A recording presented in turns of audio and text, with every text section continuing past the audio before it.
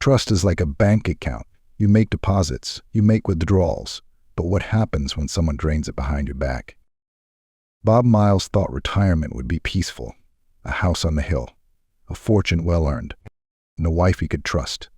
For years, that trust had been his foundation, steady, unshakable, but nothing eats away at peace like suspicion. Bob wasn't the kind of man to jump to conclusions. Decades as an executive taught him to watch, to wait, to gather every piece of the puzzle before making a move. And right now, he was watching everything. 70 years old, but still as sharp as ever. Bob had the presence of a man who knew he'd won more battles than he'd lost. His eyes, sharp behind silver-rimmed glasses, missed nothing.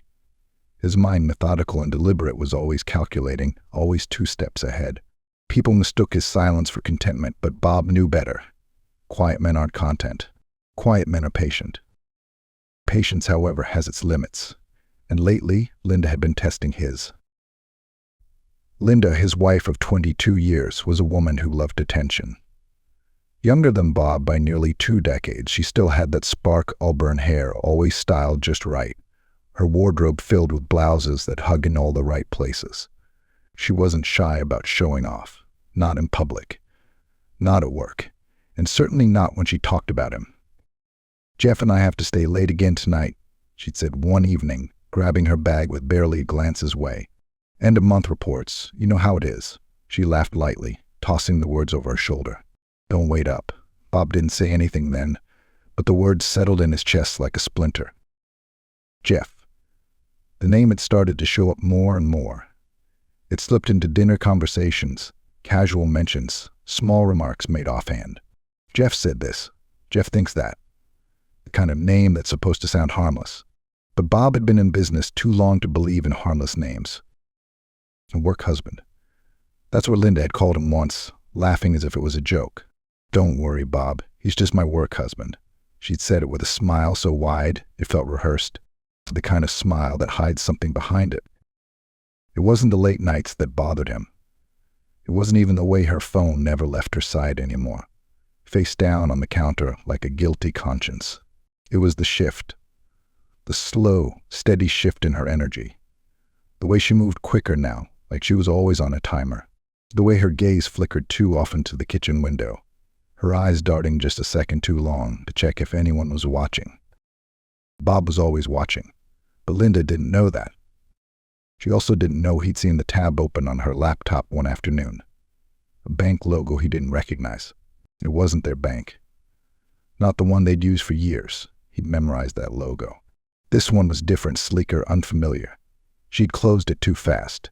Too fast for someone with nothing to hide. Bob didn't say anything then either. He just poured himself a drink, sat in his leather armchair and watched. Because men like Bob don't react. They respond. But patience, as steady as it is, has its limits, and he was nearing his.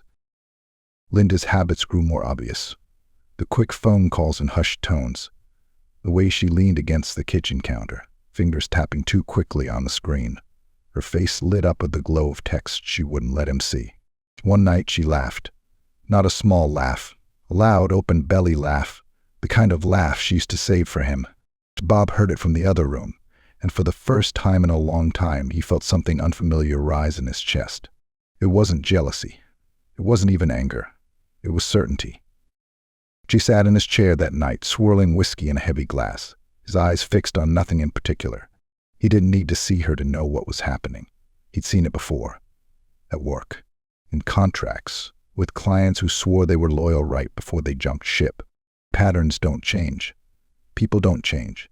And Linda, as much as she liked to think she was clever, wasn't as clever as she thought. By the time she told him she'd be working late again, Bob already knew where she'd be. He'd seen the hotel receipts, small charges at first, just a couple $100 here and there, then larger ones. Company expense, she'd claimed. But Bob knew better. He'd seen men like Jeff before. Young, smooth-talking, hungry. The kind of man who thinks he's playing chess when he's really just a pawn. Bob wasn't mad. Not yet. But something inside him had shifted too. It wasn't heartbreak. It wasn't shock. It was clarity. The kind of clarity that comes when you realize you've spent too much time playing fair. "You don't need to play fair to win," he muttered to himself. his voice low but firm. He took a slow sip of his whiskey, savoring the warmth as it settled in his chest. His eyes narrowed, his gaze distant, calculating. It was the same look he'd given rivals at boardroom tables. The same look he'd given hostile takeovers right before he flipped a script. This wasn't a loss. This was strategy. Jeff didn't know it. Linda didn't know it. But Bob had already started to move his pieces. There's something dangerous about a quiet man with too much time on his hands. Because men like Bob, they don't make threats. They make plans. Across town, Linda sat in her car, parked outside her office building. Her fingers hovered over her phone, texting someone named Jeff. Her smile was small but satisfied as she typed. He doesn't know a thing. 3 dots blinked as Jeff typed his reply. Told you, babe. These old guys never see it coming. She laughed softly, tossing her phone onto the passenger seat. For a moment she leaned back, eyes closed, breathing deeply. Free, or at least she thought so. But some moves are so quiet, you don't realize the game's changed until it's already over. Suspicion isn't loud. It doesn't announce itself with sirens or alarms. It's quiet, subtle. A slow, steady drip that echoes louder with every drop. For Bob Miles, that drip had started weeks ago, but now it had become a steady, unrelenting rhythm. It was a Thursday evening, and the house smelled of fresh lemon polish and the faint trace of Linda's perfume, floral, with a sharp undertone of vanilla, the kind of scent that lingered longer than it should. Bob sat in his leather armchair, the soft creak of the leather breaking the silence as he leaned forward, elbows on his knees, fingers laced together. His eyes followed Linda as she moved around the living room. She was quick tonight, faster than usual, like she had somewhere more important to be. Her auburn hair swayed as she moved, her black blouse tucked neatly into a gray skirt that hugged her hips just a little tighter than normal. Her phone buzzed on the kitchen counter. She glanced at it, smiled, and kept packing her purse. Working late again tonight, huh? Linda's hand paused, just for a fraction of a second, before she zipped up her purse. If Bob hadn't been watching her as closely as he was, he might have missed it. But he was watching. Yeah, Jeff and I have to finish that quarterly report. Don't wait up. Jeff. There it was again. The name had floated in and out of conversation for weeks now. He'd first heard it when she mentioned a work friend helping her with spreadsheets. Then again when she'd laughed about Jeff's terrible taste in coffee. It was a name that had slipped in like a pebble in a shoe, barely noticeable at first, but now impossible to ignore. A small shift at first. Work trips, late nights, and a new name that kept slipping into conversation, Jeff. The next shift wasn't as subtle. Saturday morning, Bob sat at the kitchen table, his laptop open as he scrolled through stock reports, tracking quarterly dividends like he always did. It was a slow, steady ritual, coffee in one hand, the other tapping the touchpad every few seconds. He built companies on his ability to spot patterns, to see the signs of trouble before anyone else did. Today, however, his focus wasn't on stocks. It was on Linda. She stood by the sink, phone pressed to her ear, her other hand stirring a pot of oatmeal on the stove. Her laugh was sharp, quick, and unfamiliar. Not the warm, deep laugh she'd shared with him for years. So this one was lighter, airy. Stop it, you're terrible. You're going to get me in trouble. Bob's eyes lifted from his laptop, his gaze steady but hidden behind his glasses. He stayed quiet, fingers hovering over the keys. Linda's eyes darted toward him, but she didn't stop stirring the pot. Okay, I'll call you later. Bye. She hung up and placed the phone face down on the counter, her movements slower now. She glanced over her shoulder, flashing him a smile. Too wide, too quick. That was Karen. She's got a thing for these trashy romance novels. Karen. Another name. Another story. But Bob didn't believe in coincidences, not in business, not in life. He smiled back at her, but it didn't reach his eyes. 2 days later, Bob heard it again. This time he wasn't supposed to hear it. He was walking down the hallway, his house slippers muffled on the hardwood floor. Linda was in the bedroom, her voice low but clear enough to carry through the cracked door. No, he doesn't know. He never checks anything. Bob stopped mid-step. His breath slowed, his eyes fixed on the crack in the door like it might widen on its own. For a moment, his chest felt tight, but he didn't move, didn't breathe. He just listened. Yeah, I'm telling you. He trusts me. Always has. Her laugh echoed softly, like she was talking about a fool. A fool she had in the palm of her hand. Bob's hand tightened on the doorframe, his fingers pressing into the wood. For a second, just a second, he felt that burn. Not anger, not yet, but something close. He let go, his fingers easing off the frame as he took a slow, controlled breath. And then he turned and walked away, silent as ever. That night, Bob sat at his desk in his study, surrounded by walls of old books and framed photos of boardroom victories. The air smelled faintly of old leather and mahogany polish. His hands hovered over his laptop keyboard. For the first time in months, he logged into their shared bank account. Everything looked normal. Mortgage payments, grocery store runs, a charge from Linda's favorite boutique. Nothing unusual. But Bob's eyes didn't move past the numbers. His gaze stayed fixed on one part of the screen, the account balance. Stable, predictable, just like it should be. And yet something wasn't right. He leaned back in his chair, the leather creaking softly beneath him. His fingers tapped the armrest, slow and thoughtful. It wasn't the money that bothered him. It was the certainty in Linda's voice earlier. He never checks anything. She'd said it with too much confidence. Confidence like that comes from experience. Confidence like that doesn't come from luck. It comes from control. A week later, Bob walked past the kitchen on his way to the garage. Linda wasn't there, but her laptop was open on the counter. The glow of the screen caught his eye. It wasn't unusual to see her working, but something about it made him pause. He glanced at the screen. Just a quick glance. It was a banking tab, but not from their bank. The logo was different, cleaner, sleeker. It wasn't the one they'd used for years. His eyes lingered for a moment longer than they should have. Long enough to see the name of the bank, Libra Savings Online. It didn't ring any bells, and Bob knew every bank they'd ever used. He didn't say a word. He didn't ask about it. But his mind was already moving, faster than it had in years. Patterns don't change. People don't change. If she thought he wouldn't notice, she didn't know him as well as she thought she did. Bob kept walking, his steps slow, deliberate, no rush. He wasn't the kind of man to act on impulse. No, men like Bob don't react, they plan. And the best plans are the ones no one sees coming. It was nearly midnight. The house was quiet, except for the soft hum of the central air. Every creak, every shift in the old wooden beams seemed louder than usual, the kind of quiet that makes you feel like you're being watched, even when you're alone. Bob Miles sat at his desk, bathed in the cold glow of his laptop screen. His face was still, eyes locked in a narrow squint, his brow furrowed with focus. The silence wasn't uncomfortable. It was deliberate. He thrived in it. Decades in corporate boardrooms had taught him the power of quiet observation. And right now, he was observing something far more personal. His fingers hovered over the keyboard, tapping slowly but with purpose.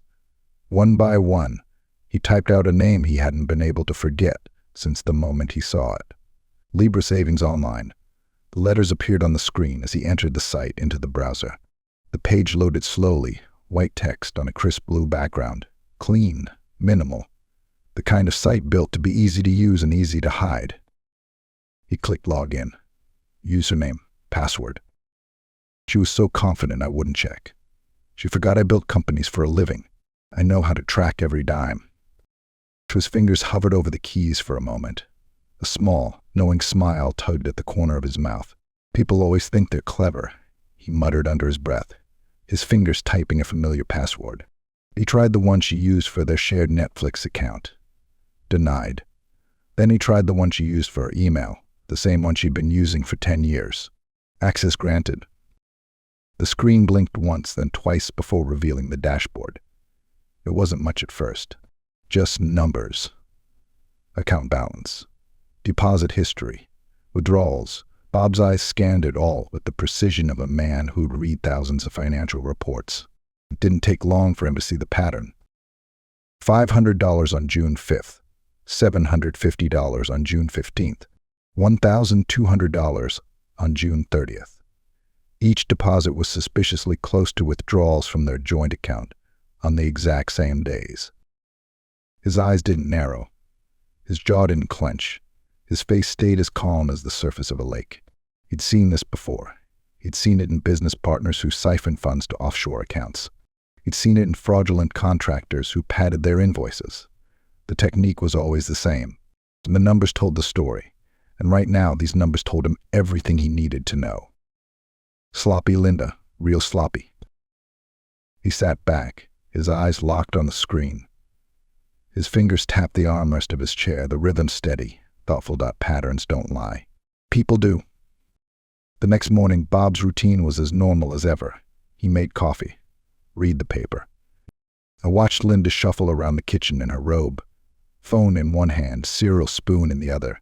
She hummed a little tune, glancing at her phone every few seconds, her thumb scrolling endlessly. It was also normal. But Bob wasn't watching her today. He wasn't thinking about Jeff. He was thinking about something else entirely: control. He'd already seen the numbers. He'd seen the hidden account. But now he needed more. Something tangible. Something he could use. He stepped out onto the back porch, phone in hand. The sun was barely up, dew still fresh on the grass. It was cool, the air sharp against his skin. He scrolled through his contacts until he found a name he hadn't called in years. Nancy Reed. He tapped it, brought the phone to his ear, and waited. Yeah, this is Nancy.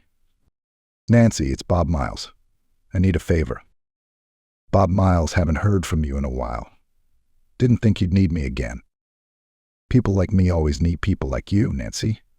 I've got a problem that needs eyes. I need to know where she's going, who she's with, and where that money's going. Discreetly, huh? Always. A's. You've come to the right place, Mr. Miles. Discreet is my specialty. For the next week, Nancy watched. She watched Linda leave work at 6:17 p.m., only to drive to a restaurant downtown instead of home. She watched Linda meet a man, tall, broad shoulders, younger, grinning like a man who knew he'd already won.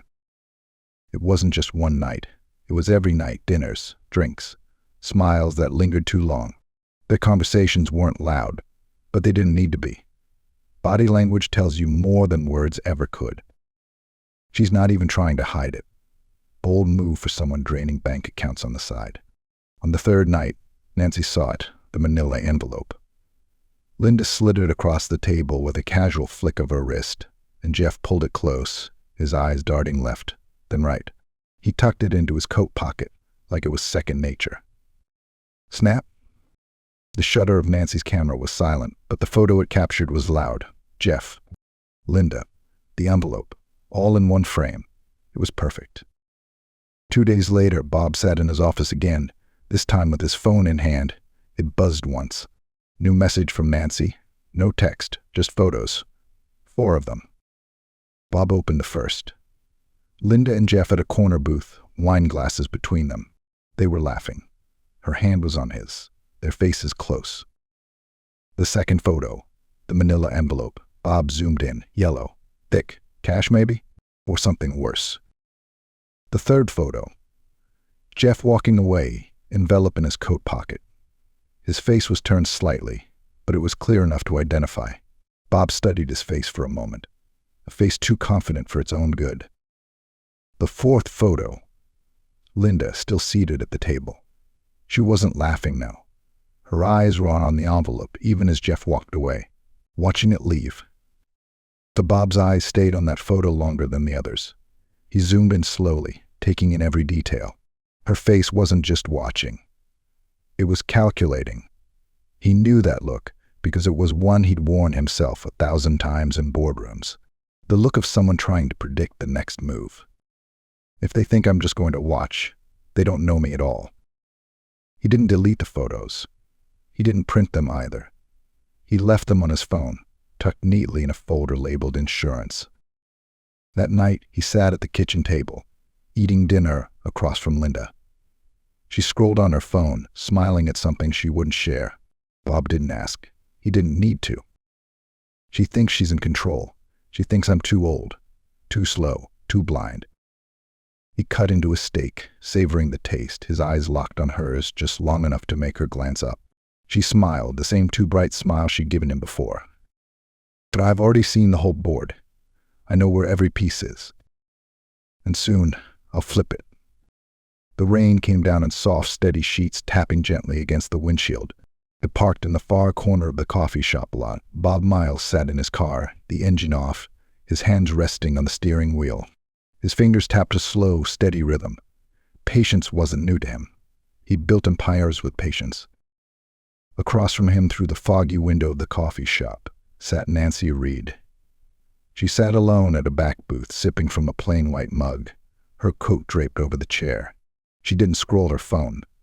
Didn't people watch, just sipped, watched, waited, the same way Bob did. A few minutes later, Bob walked in. The smell of fresh coffee and rain-damp clothes filled the air. He moved slowly, his polished leather shoes barely making a sound on the tile. No rush. Men like Bob didn't rush. They just arrived. Well. Look who finally decided to show up. I'm never late. I'm just never early either.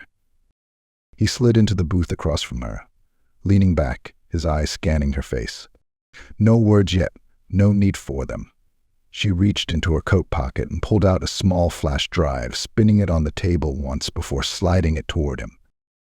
All of it, texts, transfers, deposits. They're not even trying to be subtle anymore.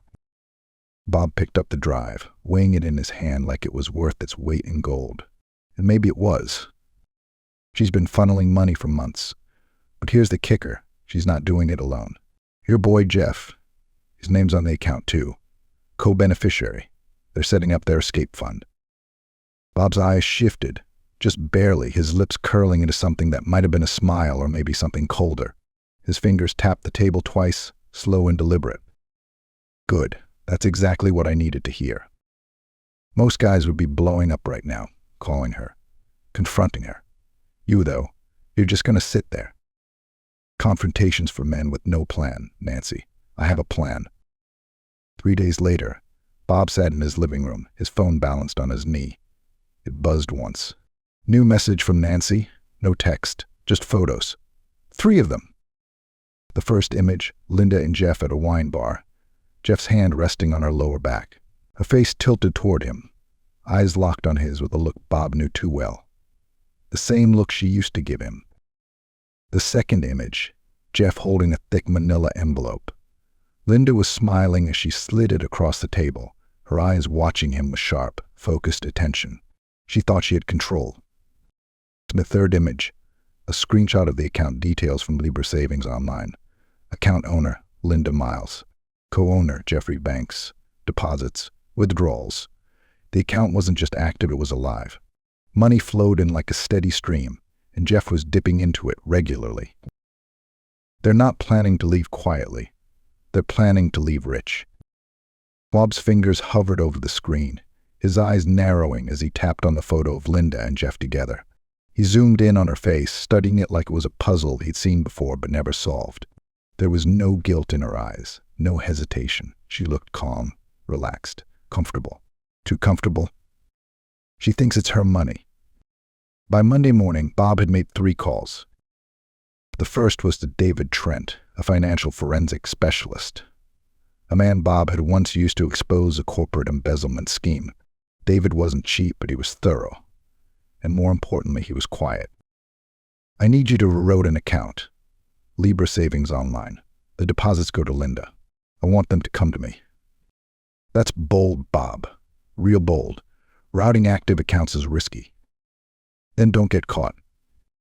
There was a pause, followed by a slow, impressed whistle. You always were a ruthless one, Bob. I'll have it done by the end of the week. And the second call was to his lawyer, Paul Whitman. Divorce. You sure about that, Bob? This is going to get messy. She would be letting her walk away with my money. I want it aired her. Every asset, every investment. I want her locked out. You're playing a fence, huh? I like it. Just get it done, Paul. The third call was to the bank. Hi, Mr. Miles. How can I help you today? Lock down all shared accounts, effective immediately. All of them, sir. That means no one can. Do it, and send me confirmation when it's done. Yes, sir. I'll process that right away. That evening, Bob was in his study when he heard Linda's voice echo from the living room. It wasn't her usual sing-song tone. This one had a harder edge. "Bob, something's wrong with the bank. I can't log in." Bob didn't answer right away. He let her voice linger in the air. Let her hear the silence. He stood slowly, his fingers straightening his cuffs as he walked out of his office. His pace was slow, deliberate, calculated. Linda was by the kitchen counter, phone in one hand, her face flushed with panic. Her eyes locked on him, wild and frantic. "So did you touch the accounts? I can't get in. What did you do, Bob?" Bob stepped forward slowly, his face calm as ever. He tilted his head, his eyes narrowing like he was studying her for the very first time. "I secured them." Her eyes darted to him, wide now, panic setting in. "You can't do that. You can't just." "I can. I did." Her face twisted from shock to rage, her jaw tightening, her eyes narrow and sharp. "This is illegal, Bob. You can't just take everything. You'll what, Linda? Call Jeff? Go ahead, call him. See if he picks up." Her face froze. Her eyes shifted, uncertain, as if she didn't believe what she'd just heard. "And how do you know about Jeff?" Bob leaned back slowly, picking up his coffee cup. He took a slow sip, savoring it. For the first time in weeks, he smiled. "I know everything." Her eyes darted to the floor. She didn't call. She didn't need to. She knew it wouldn't matter. People always think they're playing the game, but they forget it's not the pieces that matter. It's the board. And I built the board. She thought she had it all figured out. But people who play with other people's money always forget what controls the bank. The front door opened with a soft creak, and Linda Miles stepped inside, her heels clicking lightly on the hardwood floor. She hummed to herself, a soft, playful tune that drifted through the quiet house. There was a weightlessness to her step, the kind of easy grace that comes when you think you've already won. Her red silk blouse was tucked neatly into her gray slacks, and her hair was pinned back in that effortless, I barely tried way that still looked polished. She shrugged off her coat, draping it over the back of a chair, and tossed her purse on the kitchen counter. Her phone buzzed in her pocket, and she pulled it out with a glance. No new messages. No missed calls. "Guess Jeff's playing it cool today," she muttered to herself, smirking. Her eyes darted to the clock on the wall. 6:45 p.m. The plan was simple. Shower, pack, wait for Jeff's signal, and by midnight she'd be gone. New account. New start. New life. Linda's fingers tapped rapidly on her phone screen as she pulled up the app for Libra Savings Online. The blue and white logo spun briefly before the login screen appeared. She typed her credentials quickly, barely glancing at the keys. She'd done this a dozen times. Muscle memory now. The loading screen lingered a second too long. Her smile wavered. Her eyes narrowed at the screen. Her foot tapped the floor impatiently. Finally, the balance appeared. $0. Her fingers froze. For a moment, she just stared. Her mind struggled to catch up with what she was seeing. Her breathing slowed, shallow and uneven, like her body hadn't figured out something was wrong yet. "No," she whispered, her voice barely audible. She tapped the screen. Then again, harder this time. The app didn't change. $0. She hit refresh twice, each tap louder than the last. Her heart started to race. No. No, no, no. What happened? Her breathing quickened as she tapped the screen like she could force it to change. The app blinked. The balance remained. Her hands trembled, slick with sudden sweat. Her eyes darted to her purse. She snatched it open and dug through it until she pulled out a crumpled receipt. On it, a confirmation for a deposit from last week, $2,500. She held it next to her phone, eyes darting back and forth, her breathing shallow and fast.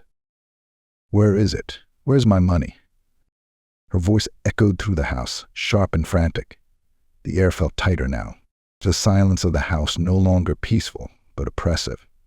She turned in a quick circle, eyes darting around as if someone could answer her. Her phone was already in her hand. She tapped Jeff's name on her contact list, her thumb pressing hard like she could make the call go faster. The line rang once, twice, 5 times. Voicemail. "Hey, it's Jeff. Can't talk right now. Leave a message." She hit end and called again. This time she didn't wait. She tapped it off and called again. And again. No answer. Her jaw clenched. "Don't do this, Jeff," she whispered, voice tight with rising panic. Her heart was thudding now, fast and hard in her chest. She called him one more time. On the fourth ring, the automated voice chimed in. "This number is no longer in service." Her breath hitched. Her hands went still. Slowly, she pulled the phone from her ear and stared at the screen. Her eyes didn't blink. Her brain didn't quite understand what it was seeing. "No," she whispered. Her voice was softer this time, more fragile. She tapped his name in her text app and typed, "Jeff, call me. Something's wrong with the account." She hit send and watched the little delivered message appear. Then she waited. Her eyes were locked on the screen, like it was the only lifeline she had. The 3 dots appeared. He was typing. Her heart leapt into her throat. Relief washed over her, but it was too soon. The 3 dots vanished. Then, nothing. Her eyes stayed glued to the screen, waiting, her breath shallow, coming in sharp bursts. She opened the chat again. Still nothing. She scrolled up through their previous messages. The laughing emojis. The "I can't wait until it's just us" babe texts. Her eyes moved faster now, her jaw tightening. She scrolled faster. The messages felt different now. They didn't feel safe anymore. Her hands shook as she typed another message. "Jeff, please. I need you to call me." No response. No dots. No hope. Her phone buzzed, but it wasn't Jeff. It was an alert from the bank. Her heart stopped. The alert read, "Account update. Joint funds withdrawal. Balance $0." Her breath left her in a sharp gasp. She spun on her heel, eyes wild now, scanning the room like she'd find an answer hidden in the furniture. Her hands pressed against her head, fingers curling into her hair. No, no, no, no, no, no. Her breathing was quick and uneven as she spun toward the kitchen. Her eyes darted around like a trapped animal. She reached for the counter, grabbing her purse with shaky hands. "You're looking for something, Linda?" Her heart stopped. Her body jerked as if she'd been hit. She spun around to see Bob standing in the doorway, his hands in his pockets, calm as ever. His eyes weren't angry. They weren't even cold. They were certain. Her chest rose and fell rapidly, her mind racing. She looked at him, then at the counter. That's when she saw it. A printed bank statement. It lay neatly on the countertop, perfectly centered. No wrinkles, no folds. The balance at the top, bold and black like it had been highlighted on purpose. $0. Her breath caught in her throat. Her eyes flicked to him, then back to the statement. Her voice broke, but she gritted her teeth, forcing the words out. "You did this." Bob tilted his head, his gaze steady, his lips curling into a faint smile. "I did." Her chest rose and fell like she'd just run a mile. Her hands curled into fists at her sides. Her voice cracked as she barked, "You can't just take everything." He didn't flinch. "Take everything." He raised an eyebrow. "Linda, I didn't take anything that wasn't already mine." Her breathing hitched.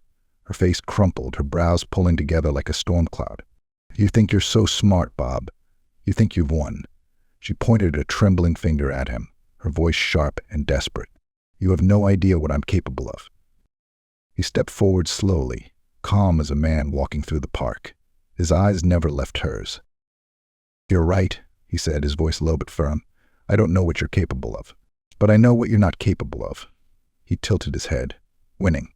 Her lips pressed into a tight line, her nostrils flaring.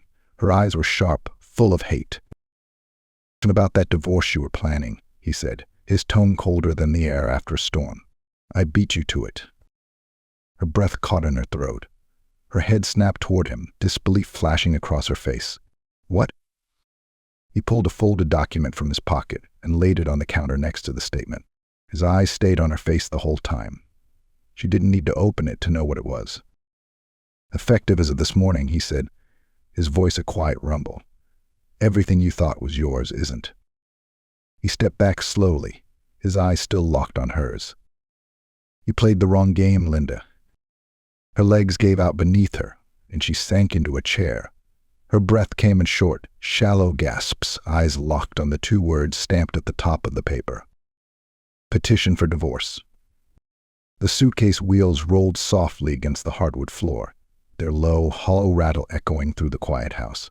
Linda moved slowly, each step dragging with it the weight of everything she'd lost. Her once stylish red blouse was wrinkled, her hair pulled back into a messy knot that hung too loose to be intentional.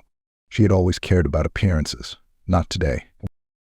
Her hands gripped the suitcase handle tight, knuckles pale from the pressure.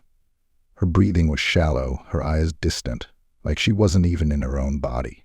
She walked the length of the living room slowly, her gaze flicking over the place she used to call home.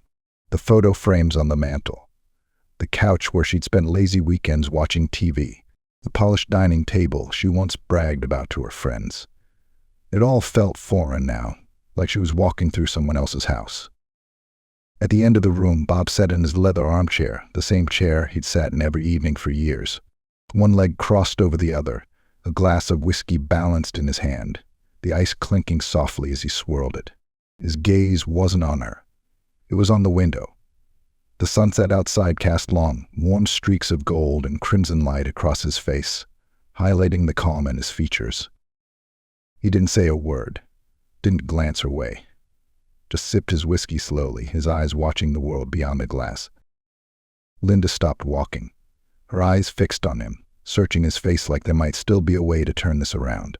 She blinked once, twice, trying to summon something, words, maybe tears, but nothing came. Her throat felt dry, her chest hollow. "You don't have to do this, Bob." Her voice was broken, hoarse, like it had been dragged across gravel.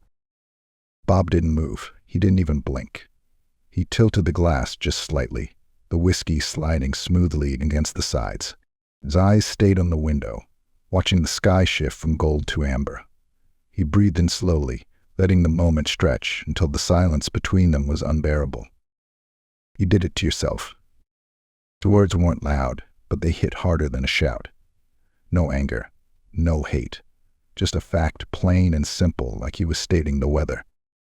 Her breath hitched. Her lips parted like she was about to respond, but no sound came. Her eyes shimmered with something that might have been tears, but she blinked it away quickly, her face tightening into something harder. Her grip on the suitcase handle shifted. Her jaw set, "No more words." She turned and kept walking, the suitcase wheels tapping softly as they rolled toward the front door. Bob didn't watch her go. He didn't need to. He knew exactly what it looked like when someone left with less than they came with. The front door opened slowly, the cool night air rushing in for a brief moment before it clicked shut behind her. The tapping wheels echoed once more as they rolled across the porch and down the front steps. Then, silence. Bob closed his eyes for a moment, not in relief, not in victory, just quiet, the kind of quiet you only get when the storm has finally passed. He tilted his head back, letting it rest against the chair, eyes closed, the faint jazz music playing softly from the corner speaker. For a long moment he just sat there, listening to the distant hum of the world outside. Later that evening, the air inside the house felt different. Lighter, quieter, but not in the way that silence usually feels heavy. It felt clean, like the moment after you open a window and let fresh air rush in, carrying away the weight of everything stale. Bob stood by the same window he'd stood by 1,000 times before. His hands were in his pockets, his face relaxed, shoulders loose. His eyes traced the horizon, the sky now fading from deep orange to the pale gray of twilight. The world beyond the glass was the same as it had always been, cars passing in the distance, the faint glow of streetlights flickering on, the occasional silhouette of a jogger moving along the street. But something was different. His reflection in the window stared back at him, but this time he didn't feel like a man waiting for something to happen. He didn't feel like the man watching shadows move behind his back. He was still, centered. A soft breeze moved through the open window, carrying the faint scent of rain-soaked earth and distant cut grass. It filled the room, crisp and fresh, and Bob breathed it in deeply, letting it settle in his chest. He glanced down at his hands. No trembling, no tension. They were steady. For the first time in a long time, his hands weren't restless. His fingers didn't tap. His body wasn't waiting for something he couldn't control. He didn't feel old. He didn't feel tired. He felt clear.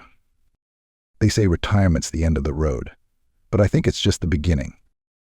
A low, quiet chuckle escaped him. It wasn't a laugh of joy or pride.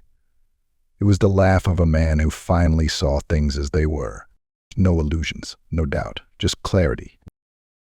The sound of his phone buzzing on the kitchen counter pulled him from his thoughts.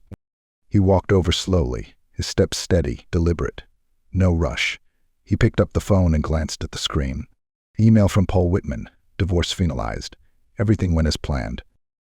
And he set the phone back down, no response needed. Paul already knew. Bob poured himself a fresh glass of whiskey, his movements slow, precise. No wasted effort. No wasted energy. He carried it back to the window and stood there, watching the last glow of the sun disappear beyond the horizon. The world outside turned from gold to gray, and then to deep, endless blue. He took a long sip from his glass, savoring the warmth as it spread through his chest. His eyes never left the horizon, no more looking over his shoulder, no more waiting for the other shoe to drop. She was gone. So was the weight she'd brought with her. The breeze shifted, colder now, and it carried something with it. Not just the chill of the night, but something quieter, something final. He took another sip, eyes on the fading sky. In the end, he murmured to himself, his voice calm but firm, greed will always cost more than it's worth. His reflection in the window nodded back at him. Not a man who'd won. Not a man who'd lost. Just a man who was finally free.